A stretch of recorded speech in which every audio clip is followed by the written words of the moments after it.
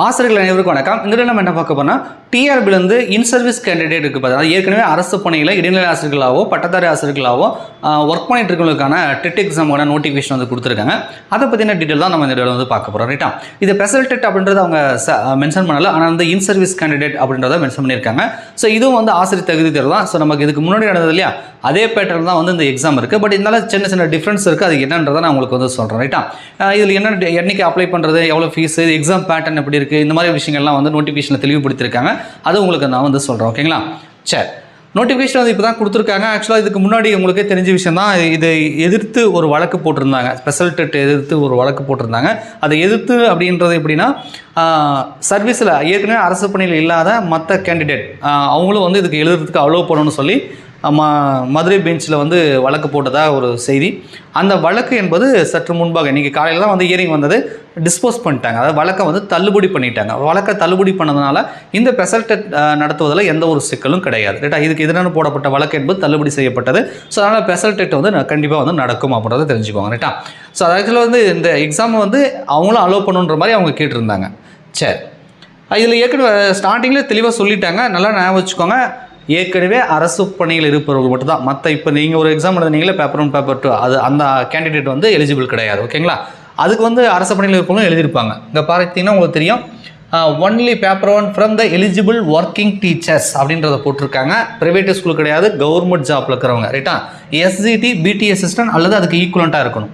இடைநிலை ஆசிரியர்கள் பட்டதாரி ஆசிரியர்களாக நீங்கள் ஒர்க் பண்ணிட்டு இருக்கோம், அதுக்கு ஈக்குவலண்ட்டாக நீங்கள் ஒர்க் பண்ணிங்க அப்படின்னா நீங்கள் வந்து இதை எழுதலாம் அப்படின்றத இங்கே குறிப்பிட்டிருக்காங்க. யார் எலிஜிபிள் அப்படின்றது இங்கே முடிச்சுட்டாங்க. ஓகேங்களா, ஸோ அவங்க மட்டும் தான் அப்ளை பண்ண முடியும் இந்த ஸ்பெஷல் டெட்டுக்கு அப்படின்றத தெரிஞ்சுக்குவாங்க. இதுக்கு ஜியோ நம்பர்லாம் விட்டுருப்பாங்க, அதெல்லாம் கொடுத்துருக்காங்க. இம்பார்ட்டன்ட் டேட் வந்து கொடுத்துருக்காங்க.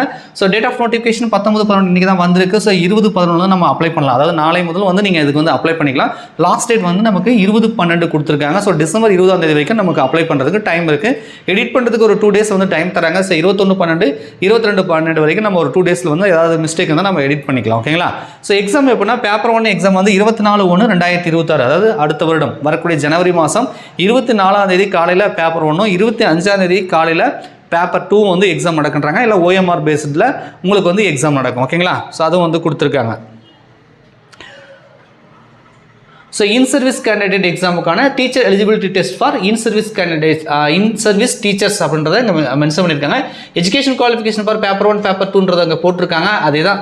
ரைட்டா, ஸோ ஏற்கனவே நீங்கள் பணியில் இருப்பீங்க, எலிஜிபிலிட்டி இருக்கும் பட்சத்தில் தான் ஒர்க் பண்ணிட்டு இருப்பீங்களே, அப்போ அது எலிஜிபிலிட்டிலாம் இருக்கும், நீங்கள் செக் பண்ணிக்காங்க. ரைட்டா, பேப்பர் 1 பொறுத்த வரைக்கும் பார்த்தீங்கன்னா secondary great teacher, primary school head master, other equivalent போஸ்ட்டுக்கு எல்லாத்துக்கும் வந்து 150க்கு வந்து இங்கே கொடுத்துருக்காங்க. அங்கே பார்த்தீங்கன்னா 150க்கு மல்டிபிள் கொஷின் 150 மார்க் அப்படின்றத அங்கே போட்டிருக்காங்க.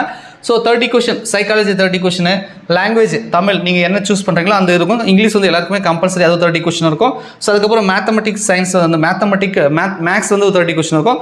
என்விரான்மெண்டல் ஸ்டடீஸ்ன்றது ஒன்றும் கிடையாது, சயின்ஸும் சோசியலும் சேர்ந்து இது ஒரு 15, அது ஒரு 15. ரைட்டா, ஸோ என்விரான்மெண்டல் சயின்ஸ் வந்து ஒரு 30 கொஷின் இருக்கும். உங்களுக்கு 150 கொஷின் 150 மார்க் போட்டிருக்காங்க. தமிழ் லாங்குவேஜ் பேப்பரை தவிர மற்ற எல்லாமே தமிழ் அண்ட் இங்கிலீஷ் ரெண்டுத்துலையுமே அந்த கொஷின் வந்து கொடுப்பாங்க அப்படின்றத கொடுத்துருக்காங்க. இது நமக்கு தெரிஞ்சது தான். ஸோ இதான் வந்து இதில் பேப்பர் 1 போட்டிருக்காங்க. இதுக்கான சிலபஸ் எப்படி இருக்கும், என்ன ஃபோக்கஸ் பண்ணணுன்றது இங்கே வந்து தெளிவுபடுத்திருக்காங்க. இது பழைய இதுக்கு முன்னாடி நடந்த டெட்டுக்கு மாதிரி தான் இருக்குது. ரைட்டா, ஸோ பேப்பர் 2ன்றது BT assistant, middle school head master, other equivalent போஸ்ட்டை பொறுத்த வரைக்கும் இதுக்கும் 150 கொஷின் 150 மார்க் அப்படின்றத இந்த இடத்துல மென்ஷன் பண்ணியிருக்காங்க. ரைட்டா, ஸோ அதில் வழக்கம் போல் சைக்காலஜி 30 கொஷின், லாங்குவேஜ் பேப்பர் என்ன சூஸ் பண்ணுறீங்களா 30 question, English compulsory 30 question. So mathematics science, அதாவது சயின்ஸ் ஓரியன்டான டீச்சராக இருந்தீங்கன்னா உங்களுக்கு மேக்ஸ் சயின்ஸ் சேர்த்து ஒரு 30 கொஷின் 60 கொஷின் இருக்கும். ஆர்ட்ஸ் டீச்சராக இருந்தீங்கன்னா உங்களுக்கு சோசியல் சயின்ஸில் ஒரு 60 கொஷின் இருக்கும். ரைட்டா, ரெண்டில் ஏதாவது நீங்கள் சூஸ் பண்ணிக்கலாம், அதுக்கு ஏற்ற மாதிரி கொடுத்துருப்பாங்க. இதுவும் தமிழ் அண்ட் இங்கிலீஷ் இருக்கும். 150 கொஷின் 150 மார்க் அப்படின்றத இந்த இடத்துல வந்து மென்ஷன் பண்ணியிருக்காங்க. ஓகேங்களா, ஸோ அடுத்து என்ன சொல்லியிருக்காங்க, இதுக்கான சிலபஸ் என்ன அப்படின்றத இங்கே வந்து கொடுத்துருக்காங்க. அது ஏற்கனவே நமக்கு தெரிஞ்சுதான். ஸோ இதுக்கு அப்ளை பண்ணுறதுக்கு பார்த்தீங்கன்னா அப்ளிகேஷன் ஃபீஸ் வந்து 60 rupees 600 வந்து ஆகும் அப்படின்றத இந்த இடத்துல மென்ஷன் பண்ணியிருக்காங்க. SC SCA ST அண்டு மாற்றுத்திறனாளிகளுக்கு வந்து பார்த்தீங்கன்னா உங்களுக்கு 300 rupees. ரைட்டா, ஸோ உங்களுக்கு வந்து 300 வந்து ஃபீஸ் ஆகும் அப்ளை பண்ணுறதுக்கு அப்படின்றத வந்து கொடுத்துருக்காங்க. ஓகேங்களா, ஸோ வேறு என்ன சொல்லியிருக்காங்க, இது எப்படி ஆன்லைனில் பேமெண்ட் பண்ணுறது கொடுத்துருக்காங்க. ஸ்கீம் ஆஃப் எக்ஸாமினேஷன், ஸோ இதுக்கான தேர்வு முறைகள் எப்படி இருக்கும் அப்படின்றத தெளிவுபடுத்தியிருக்காங்க. 150 மல்டிபிள் சாய்ஸ் கொஸ்டின் இருக்கும், 3 மணி நேரம் எக்ஸாம் நடக்கும். அப்ஜெக்டிவ் டைப் தான். ஸோ OMR பேஸ்டில் உங்களுக்கு நடக்கும். ஆன்லைன் எக்ஸாம் கிடையாது. ரைட்டா? டோட்டல் நம்பர் ஆஃப் கொஷின் வந்து 150 கொஷின் சொல்கிறாங்க. மேக்ஸிமம் மார்க் வந்து இந்த இடத்துல 100 அப்படின்னு போட்டிருக்காங்க. ஸோ கன்வெர்ட் பண்ணிட்டாங்களோ. மேக்ஸிமம் மார்க் வந்து நமக்கு வந்து 150 அப்படின்ற மாதிரி வரணும். ரைட்டா? மினிமம் குவாலிஃபைங் மார்க் வந்து 90 மார்க்ஸ் அப்படின்னு சொல்கிறாங்க. இது வந்து மேக்ஸிமம் மார்க் வந்து 100 150னா 150 மார்க் வரும். ரைட்டா? ஏதாவது அப்புறமா பார்த்துக்கலாம். 150 கொஷினுக்கு ஒரு கொஷினுக்கு 1 மார்க் தான், நெகட்டிவ் மார்க் கிடையாது. 150 இருக்கும். ஸோ இதுக்கு வந்து நீங்கள் ஓசி கேட்டகரி ஜென்ரல் கேட்டகரிக்கு அப்ளை பண்ணிங்கன்னா 90 மார்க் வந்து எடுக்கணும். 150க்கு 90 மார்க் வந்து எடுக்கணும்.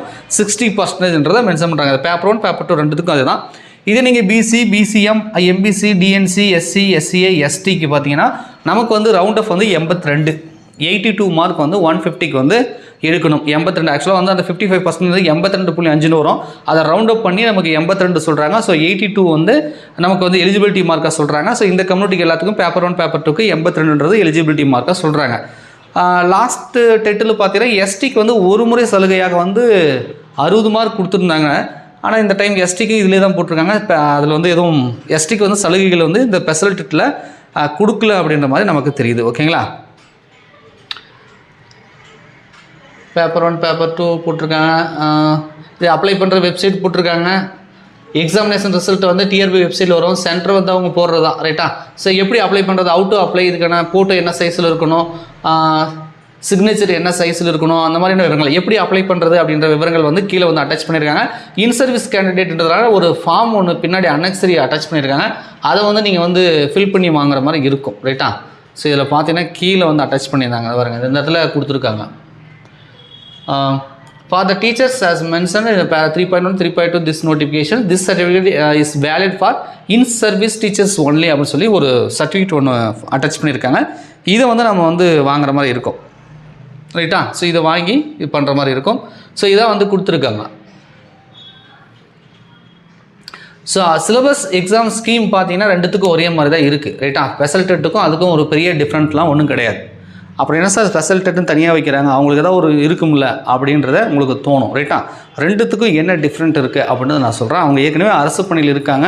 ஸோ அவங்க அனைவருமே வந்து ஒரு ஜாப் செக்யூரிட்டி வேணும், அவங்க எல்லாருமே வந்து பாஸ் பண்ணணும் அப்படின்றதுனால. ஸோ இதில் பார்த்தீங்கன்னா இந்த இடத்துல நமக்கு என்ன இருக்குது ஃபஸ்ட்டு இதை பார்த்துக்கோங்க. ஆக்சுவலாக வந்து ஒரு 5 பாயிண்ட் கொடுத்துருப்பாங்க. இந்த மாதிரி பேப்பர் 1 அப்படின்னா இங்கே இதில் சிலபஸ் போட்டிருக்காங்களா, நோட்னு போட்டு இந்த இடத்துல பார்த்தீங்கன்னா உங்களுக்கு கொடுத்துருப்பாங்க. 5 பாயிண்ட் போட்டிருப்பாங்க. இந்த இதில் ஒரு 5 பாயிண்ட் போட்டிருப்பாங்க. ரைட்டா? ஸோ இந்த இதில் பார்த்தீங்கன்னா இங்கே பாருங்க, பேப்பர் 2க்கு வந்து 6th to 8th அப்படின்னு மட்டும் தான் இருக்குது. இந்த இடத்துல எதுவும் லைன் வந்து இல்லை.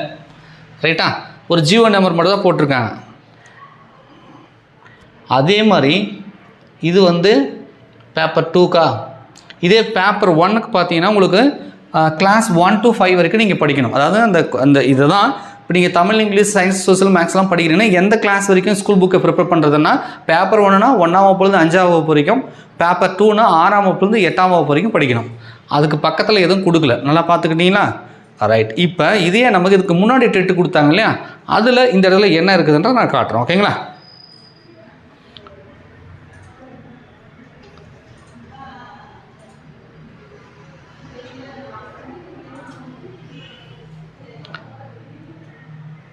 ஸோ இப்போ நீங்கள் பார்த்தது ஸ்பெஷல் டெட் நோட்டிஃபிகேஷன். ஸோ இதுக்கும் அதுக்கும் கிட்டத்தட்ட ஒரே மாதிரி தான் இருக்குது ஸ்கீம் ஆஃப் அந்த இதெல்லாம். இப்போ நான் ஒரு சின்ன ஒரு இடம் நோட் பண்ணி காட்டணும் இல்லையா, அதுதான் வந்து ஸ்பெஷல் டெட்டுக்கான டிஃப்ரென்ஸ். ஓகேங்களா? இது பேப்பர் 1. ரைட்டா? ஸோ பேப்பர் 1 பொறுத்த வரைக்கும் நீங்கள் பார்த்துருப்பீங்க. ஸோ இந்த இடத்துல பார்த்தீங்கன்னா 1 to 5 மட்டும் தான் இருந்தது இந்த டெட்டில். அதாவது ஏற்கனவே அரசு பணியில் இல்லாமல் நாம் எழுதணும் இல்லையா, போன சனி ஞாயிறு எழுதியிருப்பீங்க இல்லையா, அதில் பட் த டிஃபிகல்ட்டி லெவல் ஒரு வார்த்தை சேர்த்துறாங்க, அது கருப்பாக போல்டு பண்ணி, but the difficulty level as well as linkages will be up to the secondary stage. நாங்கள் 10ஆம் வகுப்பு வரைக்கும் வந்து தரத்தில் வந்து கொஷின் கேட்போம். 5ஆம் வகுப்புன்னு தான் சொல்லுவோம் சிலபஸில், ஆனால் நாங்கள் 10ஆம் வகுப்பு வரைக்கும் கொஷின் கேட்போம் அப்படின்னு சொல்லியிருக்காங்க. இது வந்து பேப்பர் 1க்கு. ரைட்டா? அடுத்தது பேப்பர் 2. ஸோ பேப்பர் 2க்கு என்ன இருக்குது, அதே மாதிரி தான் இருக்குது. ரைட்டா? இதுலேயும் பாருங்கள், பேப்பர் 2 இது என்னது, இங்கே பாருங்கள். பேப்பர் 2க்கு பார்த்தீங்கன்னா இங்கே இருக்கும் 6 to 8ன்னு போட்டிருப்பாங்க. பட் அப்படின்னு போட்டு ஒரு பிளாக்காக ஒரு போட்டிருப்பாங்க. என்ன அப்படின்னா difficulty level as well as linkage will be up to higher secondary level. நாங்கள் வந்து 6ஆம் வகுப்புலேருந்து 8ஆம் வகுப்பு வரைக்கும் தான் சிலபஸ் சொல்லுவோம். ஆனால் நாங்கள் +2 வரைக்கும் கொஷின் கேட்போம். ஆனால் அப்படின்றத இங்கே சேர்த்திருக்காங்க. இந்த பட்டுன்னு போட்டு இங்கே சேர்த்துனாங்க பார்த்தீங்களா, இது வந்து அந்த ஸ்பெஷல் டெட்டில் மிஸ்ஸிங். அதை கட் பண்ணி எடுத்துட்டாங்க. அப்போ ஸ்பெஷல் டெட்டுக்கு ப்ரிப்பேர் பண்ணுறவங்க இந்த மாதிரி வந்து 12ஆம் வகுப்பு வரைக்கும் படிக்க வேண்டிய அவசியம் இல்லை. அந்த நோட்டிஃபிகேஷனில் இந்த வார்த்தை மிஸ் ஆகிருக்கு. நீங்கள் வேணால் ரெண்டுத்தையும் கம்பேர் பண்ணி செக் பண்ணி பாருங்கள். அப்போ ஸ்பெஷல் டெட்டுக்கு நீங்கள் படிக்கிறீங்க அப்படின்னா உங்களுக்கு 1ஆம் வகுப்புலேருந்து 5ஆம் வகுப்புனா 5ஆம் வகுப்புக்குள்ள தான் கேள்வி கேட்பாங்க. உங்களுக்கு 6ஆம் வகுப்புலேருந்து 8ஆம் வகுப்பு அப்படின்னா 6ஆம் வகுப்புலேருந்து 8ஆம் வகுப்பு வரை தான் கேட்பாங்க. 10th கூட தேவையா 9th தேவையான்னு நமக்கு அது தெரியல. அது சரியாக வந்து மென்ஷன் பண்ண கிடையாது. ரைட்டா? +1 +2 கம்பல்சரி கேட்கவே மாட்டாங்க. ஏன்னா இந்த லைனே உங்களுக்கு வந்து கிடையாது. ரைட்டா? ஸோ எந்தளவுக்கு டிஃபிகல்ட்டி லெவல் கேட்பாங்க அப்படின்றத அவங்க சரியாக மென்ஷன் பண்ணலை. ஸோ உங்களுக்கு வந்து ஈஸியாக தான் இருக்கும். கண்டிப்பாக வந்து பாஸ் பண்ணிடலாம். நீங்கள் யாரும் பயப்பட வேண்டியதில்லை. ஏதோ book bag box question so மேலோட்டமான இம்பார்ட்டன்ட் கொஸ்டின் மட்டும் படிச்சிங்கன்னா கூட கண்டிப்பாக உங்களால் வந்து இந்த எலிஜிபிலிட்டி டெஸ்ட்டை வந்து பாஸ் பண்ண முடியும். ஸோ யாரும் வந்து ஒரி பண்ணிக்க வேண்டாம். ரைட்டா? ஸோ இப்போ இந்த ஸ்பெஷல் டெஸ்ட்டுக்கு எலிஜிபிள் இல்லாமல் அரசு பணியில் இல்லாமல் நார்மலாக டெட் எழுதுறவங்க வந்து கமெண்டில் வந்து நீங்கள் ஃபைட் பண்ண வேண்டாம். அவங்களுக்கு மட்டும் ஏன் இப்படி வைக்கிறாங்க, அவங்களுக்கு மட்டும் இது வைக்கிறாங்கன்னு சொல்லி நீங்கள் யாரும் கமெண்ட்ஸில் வந்து ஃபைட் பண்ண வேண்டாம். ரைட்டா? ஸோ அவங்க ஏற்கனவே அரசு பணியில் இருக்காங்கன்னா அவங்களுக்கான டிஃபிகல்ட்டி லெவல் இருக்குது. ரைட்டா? நம்ம ஜாப்பில் இல்லை நீங்கள் ஒரு ஹவுஸ் ஒய்ஃபாக இருக்கீங்களா, ஃபேமிலி மேனாக இருக்கீங்கன்னா அதை தாண்டி ஒரு படிக்கிறது எந்த அளவுக்கு கஷ்டமோ அது மாதிரி அரசு பணியில் இருக்கிறவங்க அந்த ஜாபுக்கு போயிட்டு வந்துட்டு அதையும் பார்த்துக்கிட்டு இதையும் படிச்சுக்கிட்டு அவங்களுக்கு ஃபேமிலி இருக்கும். ஸோ அதையும் பார்க்கணும். அது இல்லாமல் டெட் என்பது ஒரு எலிஜிபிலிட்டி டெஸ்ட் தான். இது ஒன்றும் பெரிய நாலேஜை வந்து சோதிக்கிற அளவுக்குலாம் ஒன்றும் கிடையாது. ரைட்டா? அவங்க ஏற்கனவே ஒரு போட்டித் தேர்வு மூலியமாக வந்து செலக்ட் ஆகி போயிருக்கலாம். ஏற்கனவே அரசு பணியில் இருக்கிறவங்க ஒரு போட்டித் தேர்வு எழுதி உள்ளே போயிருக்கலாம். அப்போ வந்து அதை நம்ம ஒரு நாலேஜை தான் எடுத்துக்க முடியும். ரைட்டா? அவங்க போட்டித் தேர்வு எழுதி போயிருக்கலாம், அல்லது படித்து முடிச்சு 10 வருஷம் 15 வருஷம் கழித்து சீனியாரிட்டி முறையில் கூட அவங்க போயிருக்கலாம். ஸோ எது எப்படியோ அவங்க வந்து ஜாப்புக்கு போயிட்டாங்க, ஜாப்பில் இருக்காங்க. ஸோ ரைட்டா?